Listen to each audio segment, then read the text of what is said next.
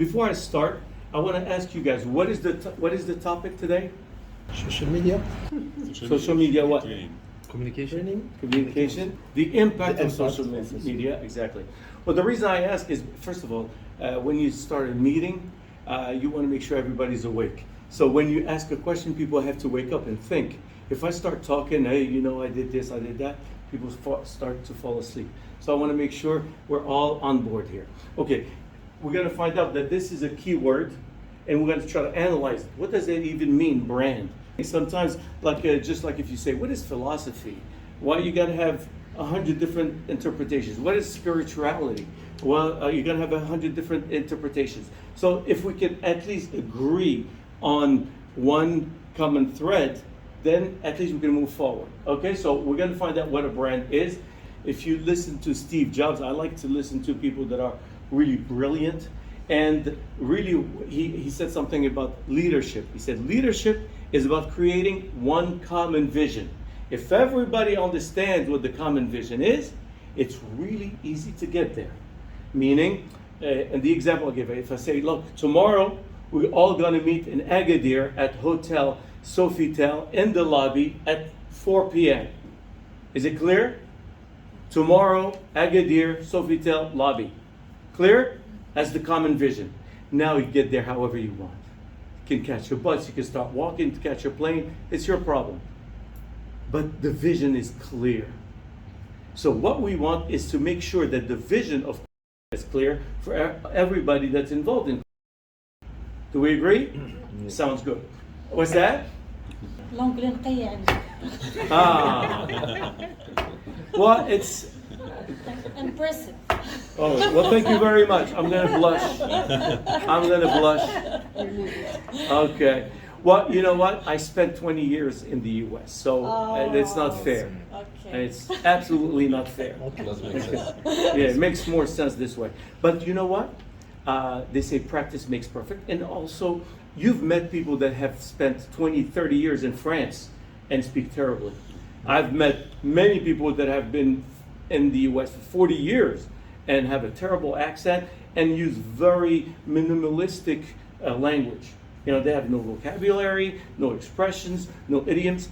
So it takes wanting to do something. And I'm glad you brought this up because even in today's session, I usually say to people, in French I say, tout commence par la bonne foi.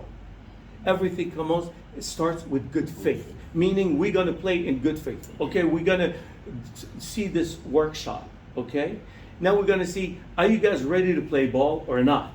Because it's like if you have a child and you tell him, listen, I want you to be excellent in math, right? And he hates math and he does not want to do math. You can bring a math teacher, buy all the books you want, he's never going to learn math. Okay? Because he's not playing in good faith. The intention is not there. True. Okay, so you're wasting your time. So I would be wasting my time with a team that I say, hey, you know, this is how you got to work online. This is how you got to communicate online. And there's no good faith. I'm wasting my time because they're going to do whatever, you know, they feel like doing. So we need good faith. When we work for a company, we have to play by the rules of that company. And that's, I always say in Arabic, in Darija, I would say, this company is amana fi raqabtik. There's a whole chain of values. You know, you have people that are making these seeds and God knows where, some people that are packaging it, the factory's working, people are shipping it, the trucks, you know, airplanes, the ships, comes all the way in your hands and you screw it up. You throw it all away. That's unfair. So if I have a store and I'm selling these phones and I spent 10 million dirhams to launch this company and I give it to you and you don't treat my customers right, it's amana fi raqabtik. Haram alayk. So we are all, if you work with this company, in Arabic also, since you said we can do both, they say, No, that's not Arabic. That's Darija. no, Egyptians are going to tell us what Arabic is. Huh? People that speak with agaza and things like that are going to tell us about Arabic. Get the hell out of here. Get the hell out of here. So anyway, the point being, we got to halal. You got to make your money halal. So you got to, I pay you, play by my rules. If you had a store and you hire somebody, they have to play by your rules because you're killing yourself to start a company and to to try to get out of the dire straits or whatever. And somebody's going to ruin it because they don't care about what you're saying. That's not fair. So that's what we're talking about, guys. Okay, so what is a brand? It's a product with a name, Okay, it's a product with a name. reputation, image in the market. Who agrees with that? Maybe it is about concept of selling some service or product.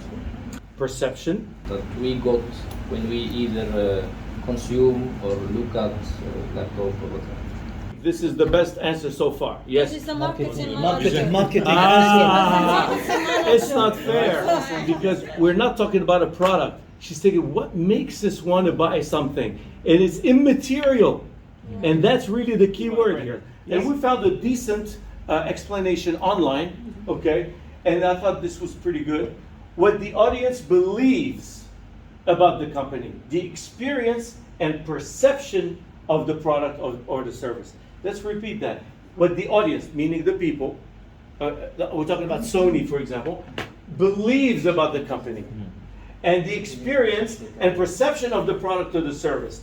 Maintenant, and now the marketing manager will agree, I'm sure, that branding is managing these two factors. Which two factors? The experience and the perception. D'accord? In a consistent manner. What does it mean in a consistent manner? It's an everyday job. You're with me, you can't answer. What the hell is wrong with you? I'm not talking to you. Okay, what is in a consistent manner? Because first of all, times do change. Do you agree? Yeah. Okay? And people do forget. Now, I'm a bit older than most of you, and if in my time, I would say there was a company called Brandt, you all know it, with DT, Blaupunkt, Grundig, all of these guys were something, they represented something. Now, because we don't hear about them, some of them may still exist. You know, Kodak still exists? Yes. But I'm saying Kodak still exists, but it's so far removed from our brains. Yeah, Nokia, exactly. Nokia was something. It represented really the new culture of cell phones. Now, they're dated. Okay? Now let's go back to one word I really like is believes. Why do I think believe is an important word? We're going to understand in life in general, believing is not knowing. Some people believe in Buddha, some people believe in God, some people believe in Jesus, some people believe in whatever. And for them, it's 100% for sure. It's stronger than knowledge even. Okay? So when you believe that Nokia is the best, or that Brandt is the best, or that is the greatest seed in the world, is the greatest company in the world, they're the most honest people, you just believe. You have never been to their factories, you've never met their people, but you believe it. Subjective, it's human. Completely. Bravo, Ali. It's subjective. And that's the beautiful thing. So when we understand the power of belief, and that's why we have so many wars, because I believe this territory is mine, I believe my God is better than your God, but you believe it and you will do anything. So if I believe that this company is evil, or that they use children for forced labor, or whatever, it's over, even if it's not true.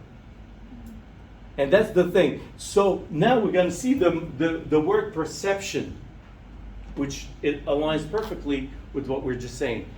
Do you know the expression that has this word in it? What's the expression? They say perception is reality. I'm going to repeat that and we're going to clarify it. Perception is reality. Now, my perception is this woman is really nice, is wonderful, whatever. How am I going to treat her? Nice. Nicely. Yeah. Now, in fact, she's the most devilish human being on earth. She's evil, she's a liar, she's a scumbag.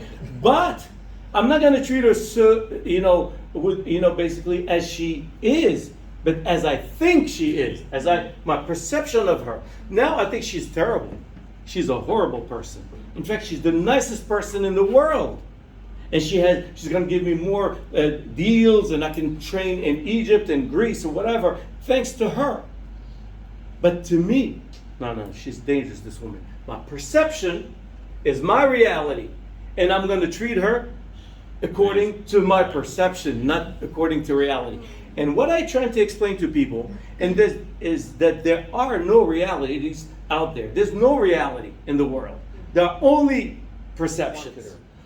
Because in fact, I worked with a lot of car companies, and if you miss the introduction of a new product, like this new car just comes out today, okay? And they don't do a nice launch with big media campaigns and promotions and basically correlate the image of that car with an image of young or rich or whatever, and they do a real media campaign that stirs up emotions, like the man said. If this is not done at first, you may see the car on the street, but it'll never mean anything to you. And probability that you're going to go buy it is slim to none. So you need to create the good impression the first time. And to get back to what you just said, in English they say, you never get a second chance to make a first impression. You never get a second chance to make a first impression. So today you just met me. This is the impression you have. 10 years from now, I'm positioned in your mind. Whatever it is, that's what it is. So basically, I better act correctly and do a good job today in this workshop and everything, because that's what you're going to remember. It doesn't matter.